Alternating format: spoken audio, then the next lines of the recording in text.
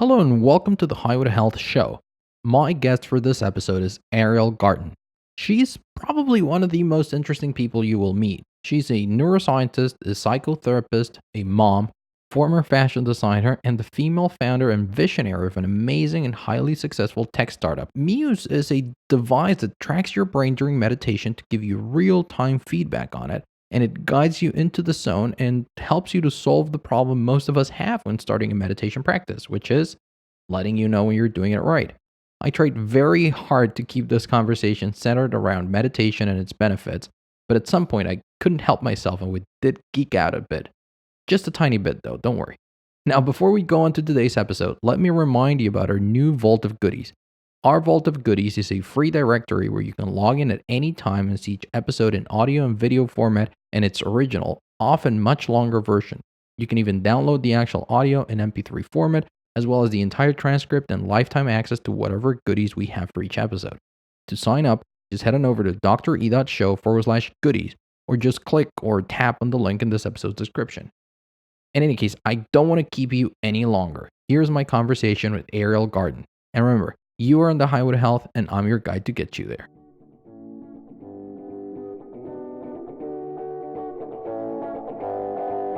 Are you ready to live ageless? Want to discover alternative health choices, cutting-edge nutrition, and fitness for the entire family? Welcome to Highway to Health Show with your host, Dr. E, the Stem Cell Guy, where Dr. E helps you live ageless. And now, here's your host, Dr. E.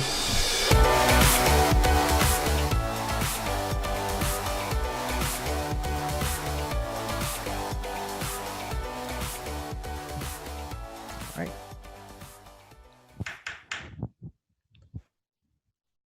So, Ariel, welcome to the Highway to Health show. It's a pleasure to have you here. How are you?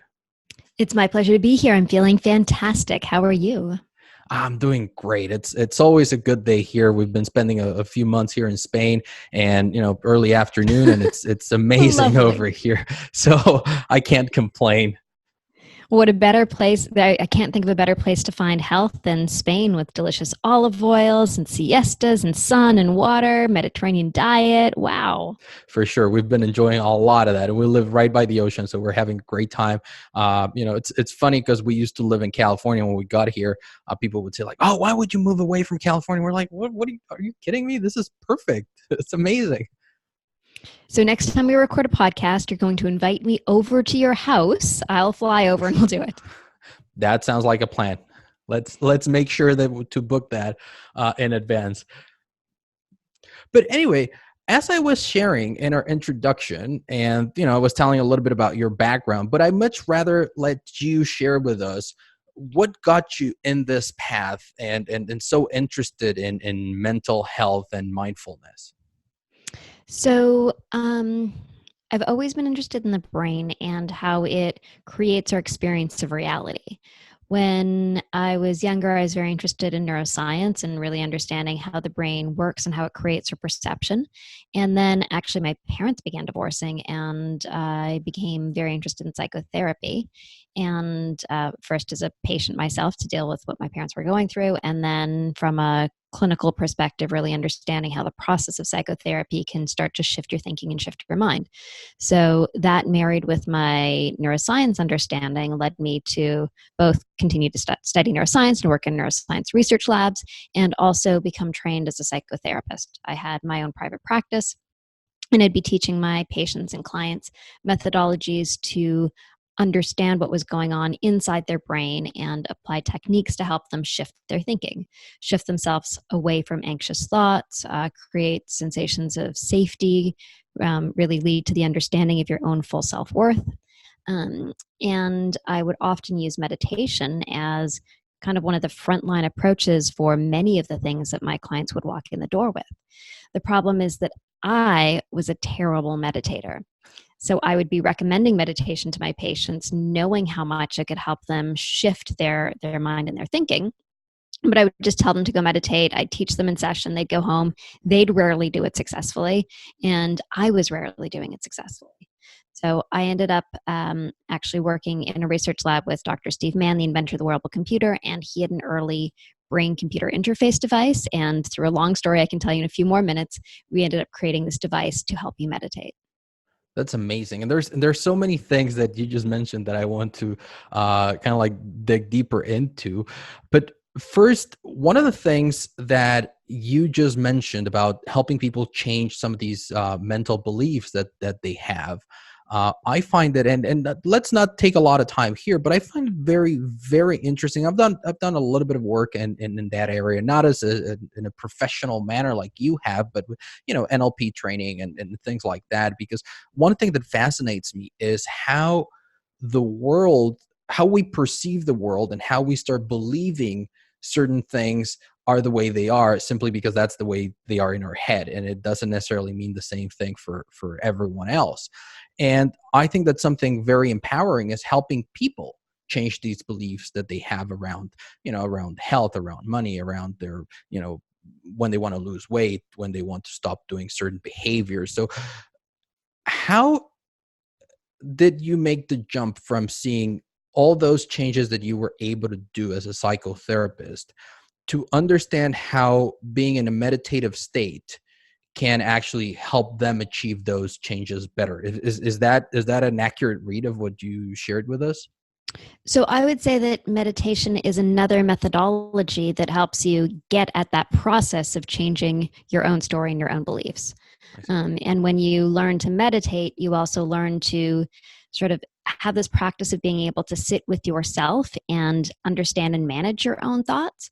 And so then it can also make all of these other techniques more powerful because you have the kind of neural architecture, you have the framework in your mind to think about how you apply them, and you have a practice that you regularly use. I see. So, meditation is both its own psychotherapeutic technique to help you change your mind and can enhance the benefit of other techniques that you're using. So actually, let's back up a little bit here. We've been hearing a lot about meditation lately, and I know that it's been around for literally centuries, but now recently it suddenly started getting a lot of traction. A lot more people are talking about it.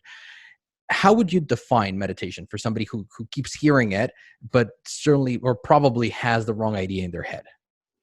So that's a great question and a fabulous place to start. So meditation is not like a weird and woo-woo thing. Meditation is merely a practice or a training that leads to healthy and positive mind states. So it's a thing that you do regularly, that you practice, that when you do it, makes your mind healthier and happier. There are lots of different forms of meditation that you would have heard from. You might have heard of Zen meditation or focused attention or mantra based meditation or staring at a candle.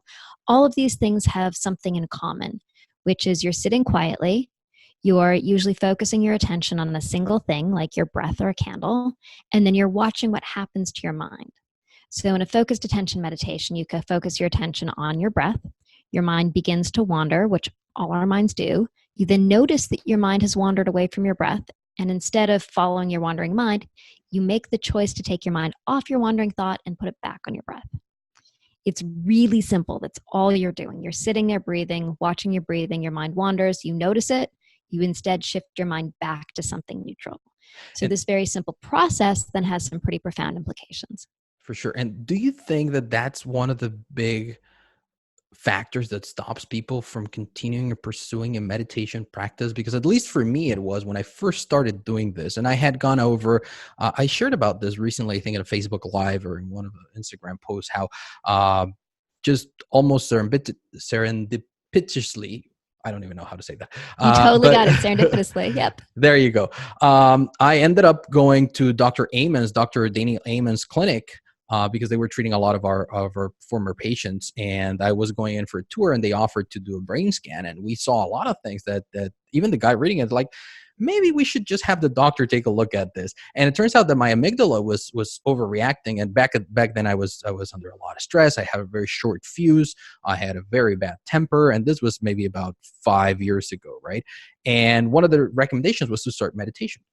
But when I started doing it and I started focusing on my breath or started focusing on one thing or another, I realized that my mind wandered. So I thought, I'm not made for this. This is not my thing. Do you think that is this something that happens to most people? This is so incredibly common. Most of us don't end up getting a brain scan to lead to meditation, but most of us sit down in meditation and our brains begin to wander and we're like, oh no, we failed. We assume meditation is that your mind is supposed to go blank and then maybe you levitate. And let me tell you, neither of those things ever happen. So You don't levitate? no, I'm sorry. Oh, Nor does my mind go blank for very long, even after a lot of practice. So your mind is a busy place, and that is completely okay. What we're learning in the practice of meditation is not making your mind go blank or stop being busy. What we're learning is how we manage our thoughts and the choices that we make. So most of us kind of go through our life in autopilot. We have a whole bunch of thoughts in our head, and they're just happening.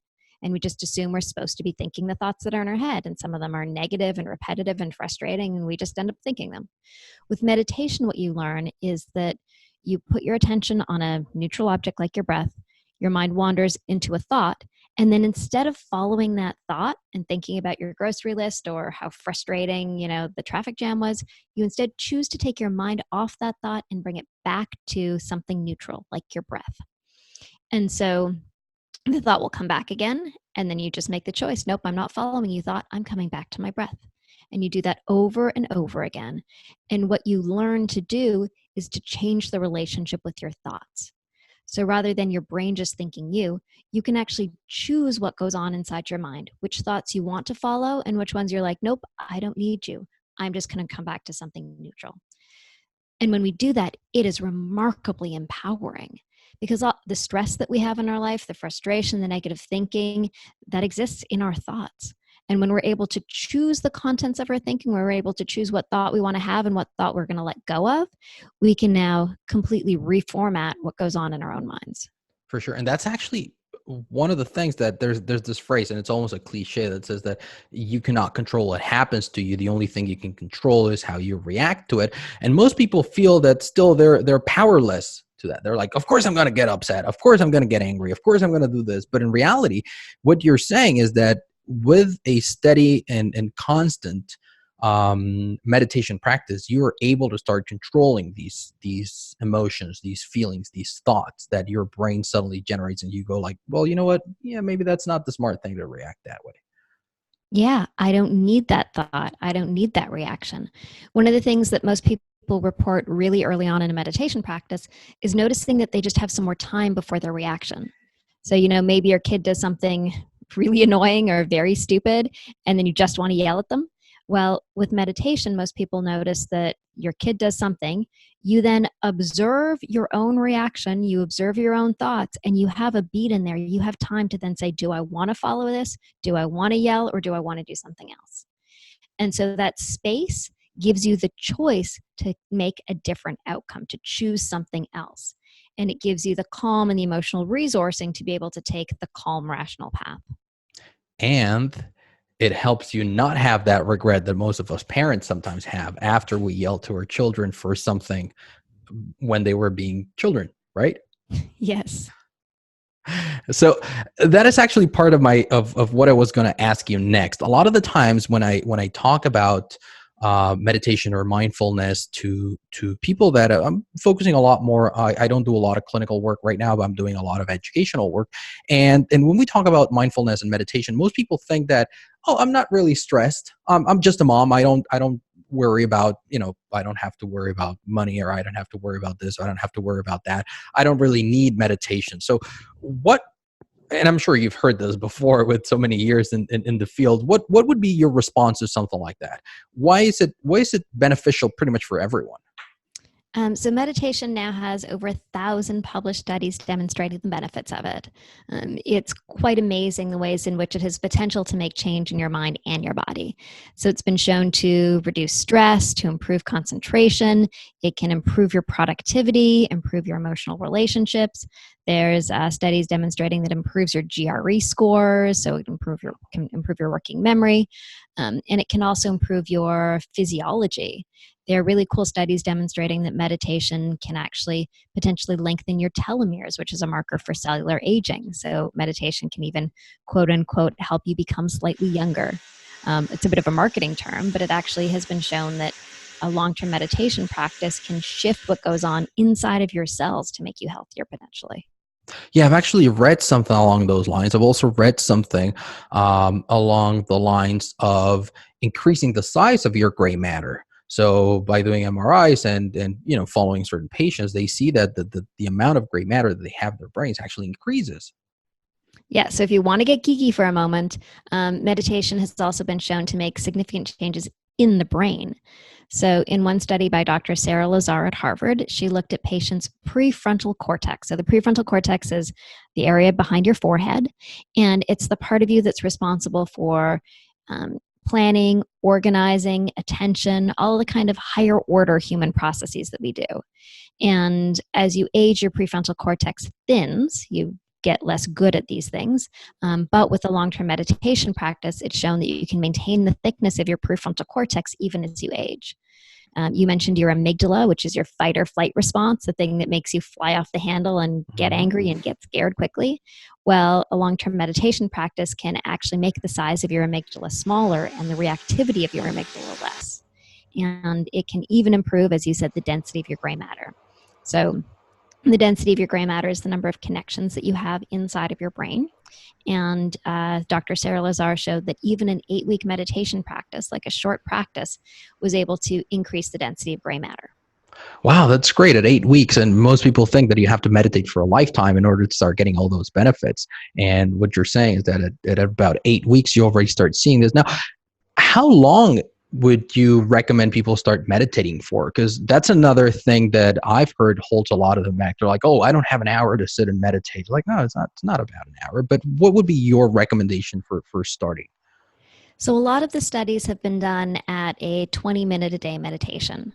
So, 20 minutes a day, we know can demonstrate some of the outcomes that I described. Um, a lot of people, 20 minutes a day is still hard because meditation can be hard. And if you find it hard, don't worry about it. That's totally normal. The thing with meditation is that you want to stick with it. So you can start for as little as 3 minutes. And with Muse, we actually say if you're having problems, just set it at 3 minutes. 3 minutes will go very quickly. And then you can slowly move yourself up to 5. And if that's easy, this to 7, then to 10. And if you can do a 10-minute day, every single day meditation practice, you are golden. Like you're learning so much in that 10 minutes that you will then apply throughout the day. So the thing about meditation is just like going to the gym. You go to the gym, so then throughout the day you're stronger. You can now move the couch, you can lift the groceries, you can throw your kid up in the air, and all of it seems easy.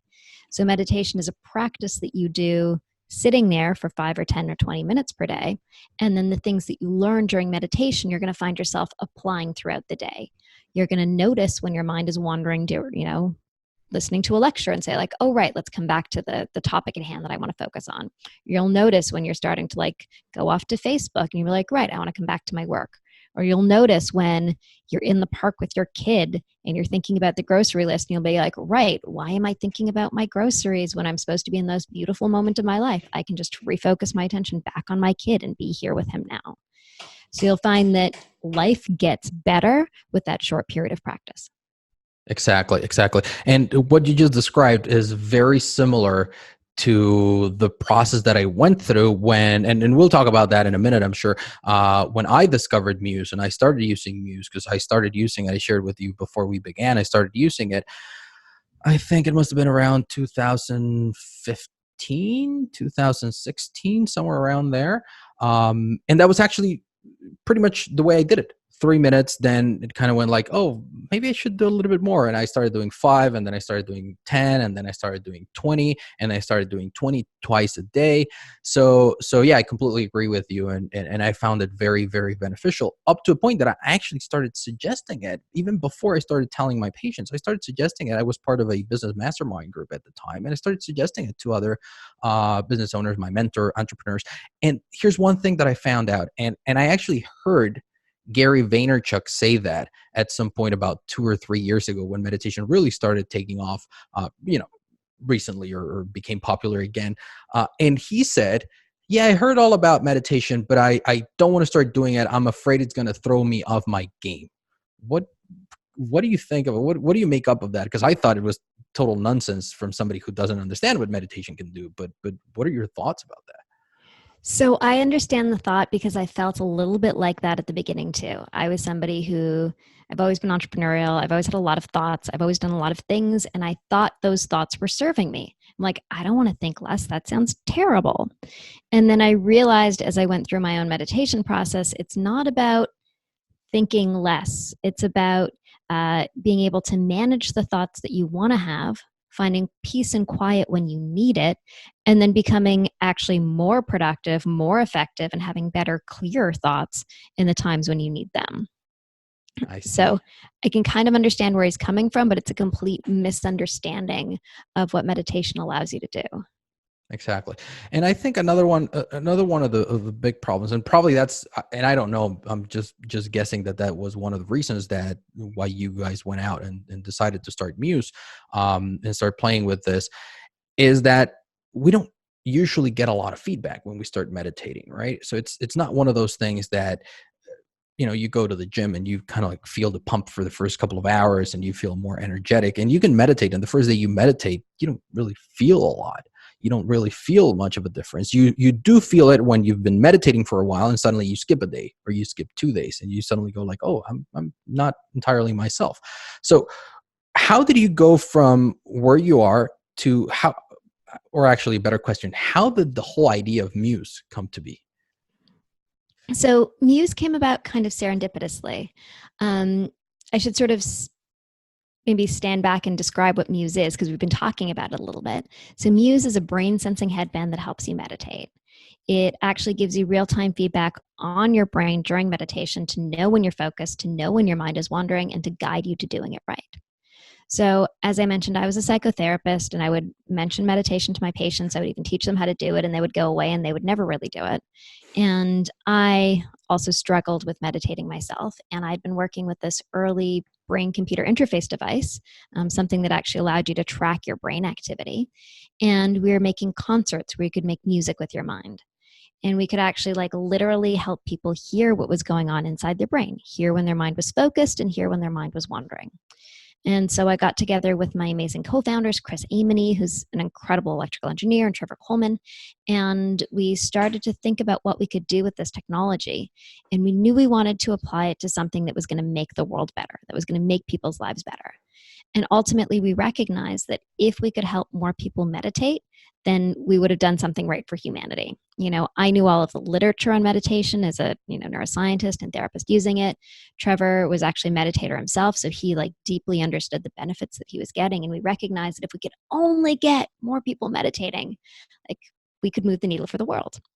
And we sort of stood back and we looked at the problem of meditation, which is very much what you described. You sit there, your mind goes all over the place, and you're like, what am I supposed to be doing? What's going on in my brain? Like, I don't know what I'm supposed to do.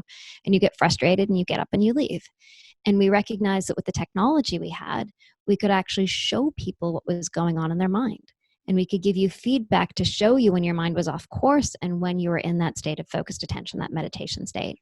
And that we could actually kind of be like a little coach that could tell you what you were supposed to be doing and then give you feedback and give you data after the fact. And that's how Muse was born. That's amazing.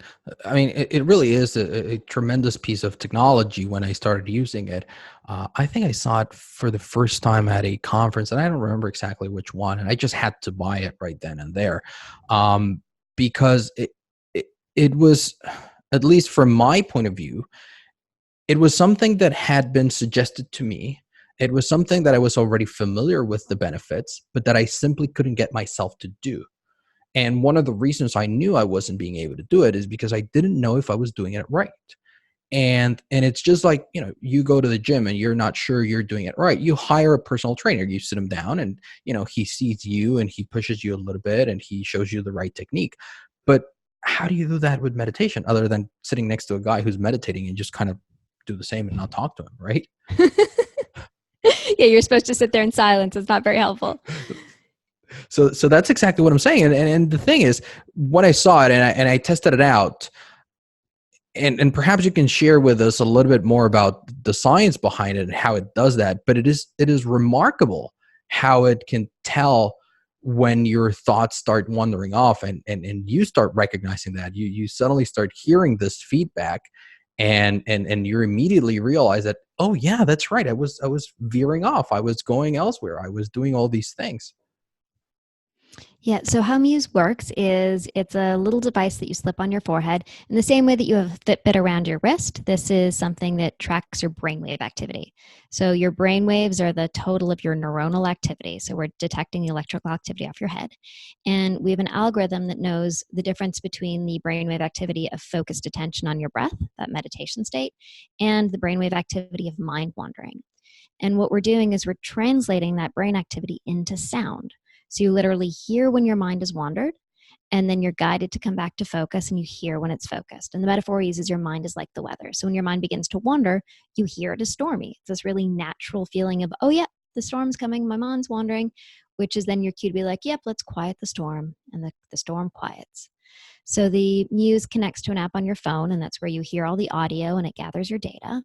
And it lets you actually both hear in real time what's going on in your brain, as well as see after the fact what your brain was doing. So you have charts, graphs, scores, and motivational architecture and gamification, stuff that really keeps you engaged and meditating session after session after session, because you're now able to see your progress and to share your progress, to share your friends or the clinician you're working with, and actually be able to move yourself forward really effectively in this practice. And I have to agree with you once more, because I think that one of the most important things that I've been noticing was that after a while of using it, not only was I getting better throughout the session, but like I said, because I started increasing the amount of time that I was using it, then it kind of like flew by so much quicker, number one. And number two, when I went back and I looked at the data in the app and I noticed the trends and I noticed all these different things, that's when you really start seeing the aggregate, because you are getting better, obviously, day by day, but you don't necessarily notice the difference, how much better you're today than you were yesterday. But what you do notice is when you look at the graph and you see, wow, look at all the activity that I was having when I first began. And now look at the activity that I can reach, right? And the levels that I can stay at. And that also translated into my day-to-day life. My wife is able to tell when I don't meditate, and she's like, you skipped meditation this morning, right? Like, it's crazy, and we laugh about it, but it really does make sense. Sometimes when I'm we have an argument or I'm being unreasonable about certain things, she'll say like, wow, you really skipped it this morning, or you need to go back and do it again, because she realizes how much different I am when I do it and when I don't. Is this? I'm sorry. No, that's completely awesome. That's wonderful. And this is something that we hear really commonly. So the ability to see how you've improved is incredibly motivating. And it also lets you understand what about it is working and not working. Because meditation is also this process of being able to understand and analyze your own mind and your own feelings, so that you have a better sense of where you're at. You can kind of rise above and see an entire situation. You can see the kind of mess that was in your own mind and how you can get yourself out of it. And what you just said was something really beautiful, which is that you could see when you were being unreasonable. Okay. So, a lot of people in the middle of an argument are like, I am right. And they're filled with ego. And it's impossible to get outside of your own scenario and understand the totality of it, understand where your wife's coming from, what the triggers were, and therefore be able to see how to have compassion and empathy to each other and how to get out of it. And those are all skills that meditation teaches you and that you clearly have learned through it. Yeah, for sure. And that's why I keep recommending it. And the one thing that I kind of like feel it gets hard is when there's no real tangible results and almost right away results for people to really get from meditating. And people who've known me for a number of years and they see the changes, they're like, oh, you're a lot more calm, you're not this bad tempered or short fused or anything you want to say. What have you been doing? And I tell them, oh, I've been adding this, and like, oh, that's great. But then nobody picks it up, right? And I think that's something like Muse, and not just because I have you here. People who know me know that I've been talking about this for years. It gives you that feedback. It gives you a score almost, that for us guys and for a lot of really A-type people, it's kind of like, I need to know how well I'm doing it, and I know that I'm not supposed to completely quiet my mind. I know that I'm not supposed to meditate, but I need to know if I'm doing it well. I need to know if I'm doing it better today than I did it yesterday, and that's where I think it's very, very powerful. That's awesome. I am so thrilled for you that you found this and that you've applied it and that it's made change. Like literally, when we created it, our hope was that people could, find more calm in their life, that they could create more self-discipline, that they could learn to manage their emotions better, that this would lead to better relationships and better people. And I can't tell you how overwhelmed I am to hear that, it works. Oh, for This sure, has for sure. In been, my case, changes and now benefit for you. That's amazing. you've probably also heard some very amazing stories. So, what are one or two stories that really stand out? And since you've really brought Muse to the world, that you've heard from other users. There are a lot. It's pretty great. So Muse is now used by like over 100,000 people regularly. It's used in over 200 different research studies, so 200 published studies using Muse. And the thing that I heard recently that was most impactful to me was there was a study from the Mayo Clinic using Muse with breast cancer patients awaiting surgery. And it demonstrated that within the study, breast cancer patients awaiting surgery improved their quality of life, decreased their stress, and decreased their fatigue in the cancer care process. So when I heard that, it was just like, oh my God, this really works. It's really having impact. And so, there's the formal studies and then down to just the anecdotal things that people always tell me. The main one always is just, I finally learned to meditate. And then from there, people talk about, the improvements that they've been able to make in their sleep or their ability to manage their anxious thoughts or their ability to, get back to work after a traumatic incident has happened to themselves. Or the story that I told earlier about being in the park with your kid was actually one that a mom had told me that, she every single day would be in the park with her child in what should have been the most beautiful time in her entire life, there playing with her kid. And she realized she was never really there. And she didn't notice it until she started meditating. And she didn't notice that her mind was wandering. She didn't notice she wasn't present. She didn't notice she had another choice. And now she both had a tool to help her notice and to actually apply yourself to say, no, I don't want these thoughts. I want to be here in my life. I want to feel it. I want to taste it. And now I can. People now realize that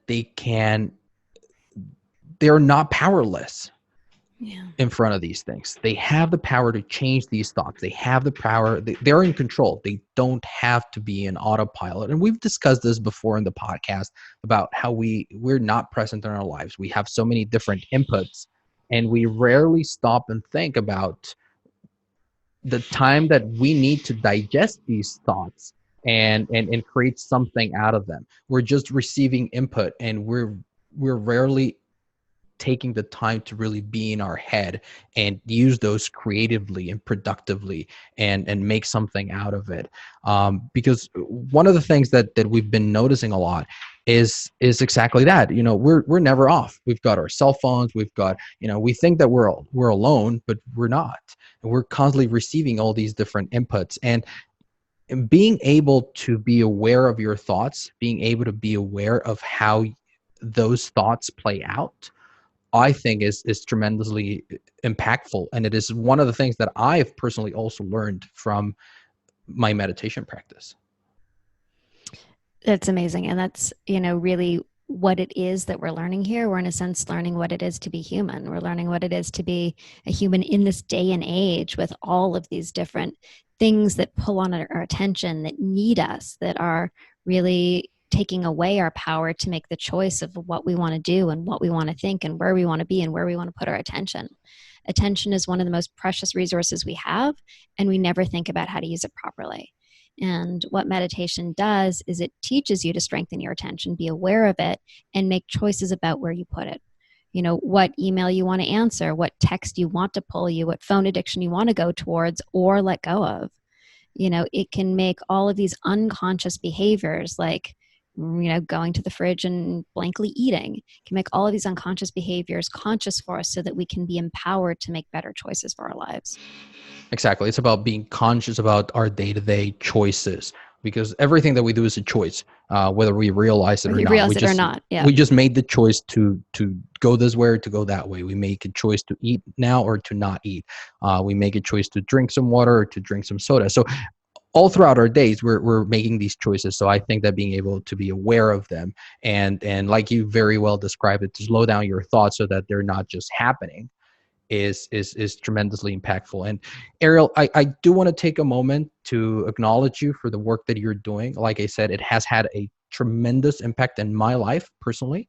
Aww. And not only do I thank you, I'm sure my wife will thank you, because she's seen a lot of the difference, and the people who used to work with me will probably thank you, and hopefully that's also helping me and empowering me to be a better parent and to be a better person all around. So I really do want to acknowledge you for that and for having that impact and literally thousands of other people. So thank you so much for that.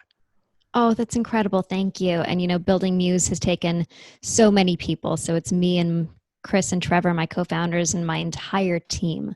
It really takes a village to both create technologies like this and allow them to go into the wild and to help people use them and to educate. So, on behalf of all of us, thank you. Thank you. Thank you. Thank you for making the world a better place by taking control of your own life and making good choices. It's really beautiful. Thank you.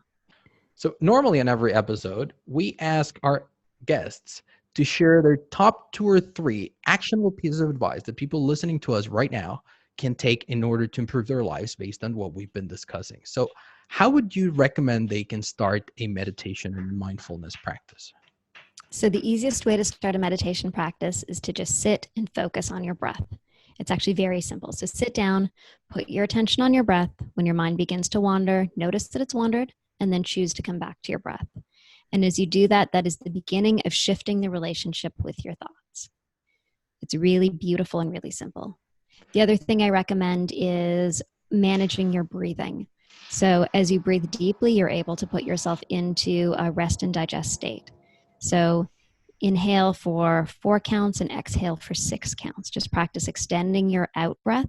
And as you do that, you're going to be slowing your body down, because making shifts is not just something that happens in your mind, it's also something that happens in your body. Absolutely. So thank you so much for sharing those. And where can people go to find out more about Muse? I know that you were very graciously shared a discount code with our listeners, and they can go and they can get it for a discount by visiting dre.show/Muse. But where can they go and find out more about it if they wanted to learn more about meditation, about the device itself, and what it can do for them? Sure. You can go to choosemuse.com, CHOOSEMUSE.com. There you'll find about Muse 1 and then Muse 2, which also gives you real-time feedback on your heart, your breath, and your body. We also have libraries of guided content, meditations for just about anything that can come up in your life. And all of that you get as part of the Muse platform. That's amazing. Yeah. And that's something that I forgot to say at the very beginning that was very, very useful to me was the guided meditations, that although there weren't so many back then when I started, and it helped me get started and get into the groove. And the funny thing is that after a while, I just said, I don't think I need the guidance. I'll just do it myself. And most people that I've spoken to, they pretty much say the same thing. So I think that's also great added value, having the ability to have somebody guide you and lead you, because when you first do it, you really don't know what to do. Yep. So it lets you sort of choose where you want to start. We have dozens of teachers, so you can choose the teacher that resonates with you, or you can just ignore the guidance and do it all on your own, wherever you're at. Perfect. Well, it's been an amazing conversation. And like I said, I'm very happy to have been able to have you here, share this, which is something that has changed my life, share it with the rest of our audience, because I'm sure that it'll be able to also change their life. Not, you don't necessarily need to be super stressed out to benefit from meditation. Just if you want to be a better parent, if you want to be a better person, more aware of what you're doing every day, this is a tremendous tool, and one that I cannot recommend enough. One final question, Ariel. Did you have a good time here in the Highway to Health? This was fabulous. Thank you. I almost felt like I was in Spain. Almost. Next time, let's put that in the books. I'd love to have you here. It would be my pleasure. Well, so thank you so much for stopping by. For everyone listening, make sure you tune in next week. This has been another phenomenal episode of the Highway to Health show. You've been listening to Ariel and Dr. E talk about meditation, mindfulness, and a phenomenal device that she built called Muse. Tune in next week for more amazing health information. And remember, you're in the Highway to Health, and I'm your guide to get you there. Thank you for listening to Dr. E's Highway to Health show, helping you learn the science of living ageless. Did you enjoy the show? Please like, share, and subscribe where you listen to podcasts. Dr. E wants to hear from you. Go to dre.show. Again, that's DrE.show. Until next time, this is Dr. E's Highway to Health, helping you live ageless. I hope you really got how much I have benefited in my life from a steady meditation practice, and I hope that it inspires you to get started as well. I'm incredibly grateful for Ariel, who spent the time to come on the show and share with us her experience in this field and give us such great information. But I am just as grateful for her team, her company, and the device they created called Muse. It was a game changer for me in the fact that it allowed me to start and improve my meditation practice. I am very doubtful I would have been able to keep at it for as long as I have without it. If you'd like to give it a try, they're offering all of our listeners 15% off on their order. Simply head on over to dre.show/muse. That's MUSE, and your discount will be applied at checkout. Tag me on Instagram once you buy yours at Dr. Ernesto MD, or if you have used Muse before, let me know about your experience. And before we say goodbye, I want to remind you to sign up for our new Vault of Goodies. It is a completely free resource where you can find goodies related to pretty much every episode, some exclusive episodes which have not been released here, and many other cool things. Just head on over to dre.show/goodies and request free access. But that's it for today. I hope you enjoyed this episode. You've been listening to Ariel Garten and Dr. E talk about meditation, its benefits, and how to do it right. Thank you for tuning in. I'll see you here next week. And remember, you are on the highway to health, and I'm your guide to get you there.